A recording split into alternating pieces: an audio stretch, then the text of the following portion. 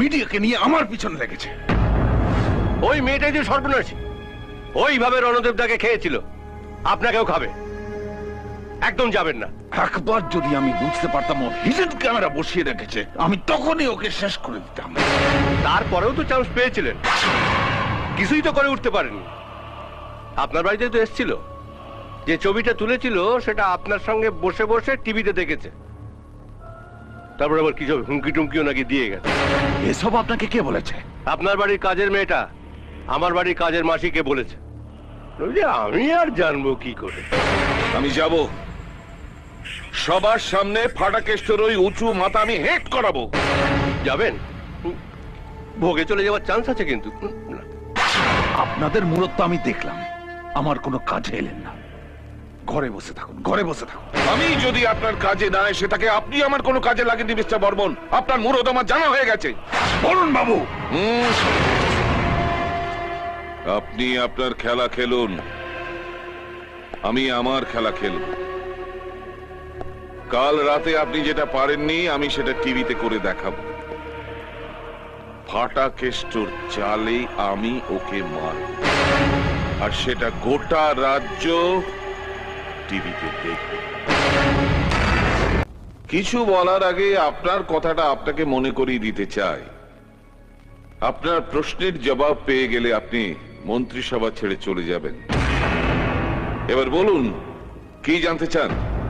কিছুদিন আগে আপনি একটা স্টেটমেন্ট দিয়েছিলেন, যারা ট্যাক্স ফাঁকি দেয় তারাও এক ধরনের চোর। এখনো সেটাই বলছি, কারণ ট্যাক্সের টাকাটা উন্নয়নের কাজেই লাগে। গত বছর ট্যাক্স বাবদ সরকারের ঘরে জমা পড়েছিল 26,000 কোটি টাকারও বেশি। সরকারি লোন পেয়েছিলেন 20,000 কোটি টাকারও বেশি।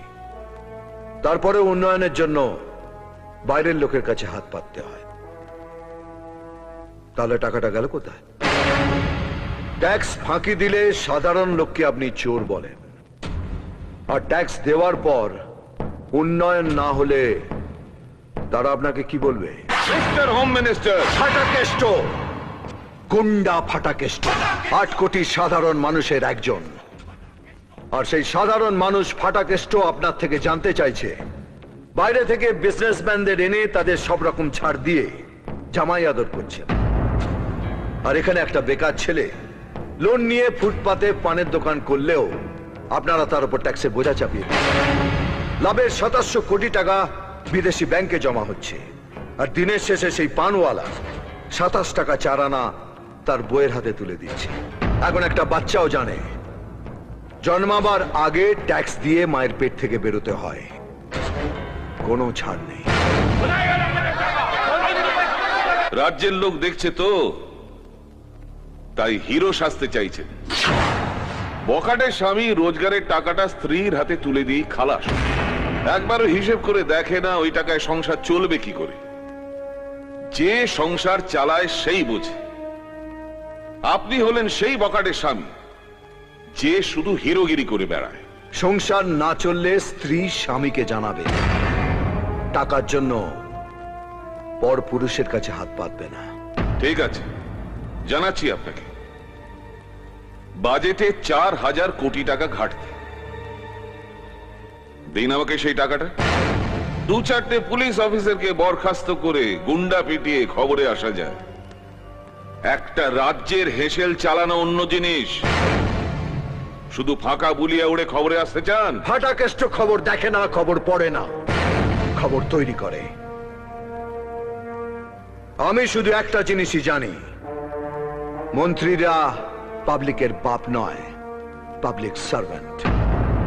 আর কাজের লোক যদি ঠিকঠাক কাজ না করে তাহলে চাকরি খালাস। দিন গুনে বলে দিচ্ছি, 4,000 কোটি টাকার ঘাটতি আমি 7 দিনে পূরণ করব। 4 আনাও ঘাটতি থাকবে না। আর এর জন্য বাইরের কোনো লোকের কাছে হাতও পাতবো না, এটা ফাটাকেষ্টর গ্যারান্টি। কিন্তু তার আগে আপনাকে এই দপ্তর ছাড়তে হবে। অর্থ দপ্তরটা পেটো বাঁধা হাতের কাজ নয়। তার জন্য অর্থনীতির অ আ কখটা জানতে হয়। আপনি তো অ আ কখ শেষ করে চন্দ্রবিন্দু চাঁদ দেখে ফেলেছেন, তারপরেও আটকে রইলেন উন্নয়নের উতে একটুও এগোতে পারবে। আমি নয় হারিকেনটা নিয়ে একটু দেখি না বাকি অক্ষরগুলো খুঁজে পাই কিনা। বলুন, আপনি রাজি?